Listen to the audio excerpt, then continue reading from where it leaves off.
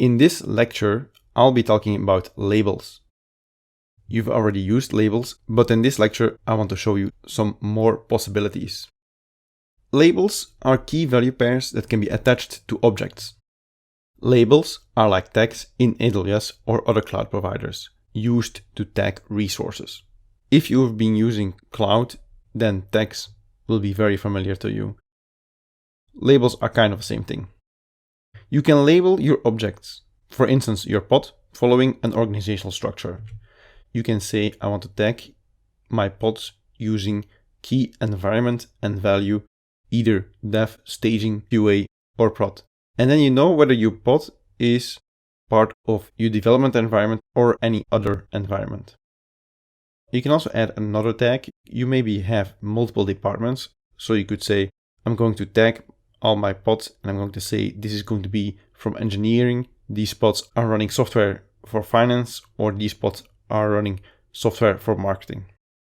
In our previous examples, I have already been using labels to tag pods. This is how it looks. I always added labels, for instance, the app Hello World. Labels are not unique and multiple labels can be added to one object.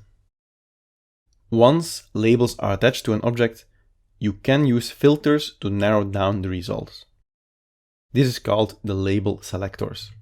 Using label selectors, you can use matching expressions to match the labels. For instance, a particular pod can only run on a node labeled with environment equals development. More complex matching is also possible. You can say environment needs to be either development or QA. In earlier lectures, I have been using node labels for the services. The services had a label selector to select the correct pod that the service was going to be for. You can also use labels to tag nodes.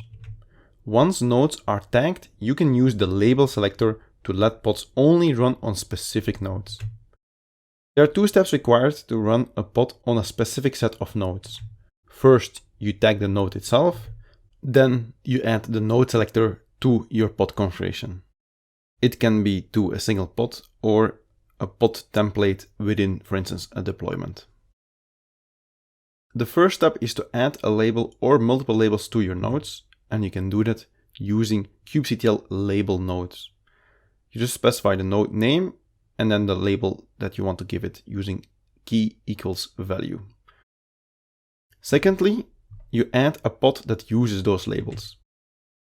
Here we have a pod definition, and we just added the node selector. This node selector says hardware needs to be high spec. This pod will only run on nodes that have the label high spec.